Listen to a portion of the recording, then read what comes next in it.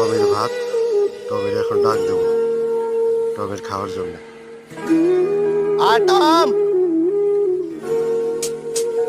আয় টম,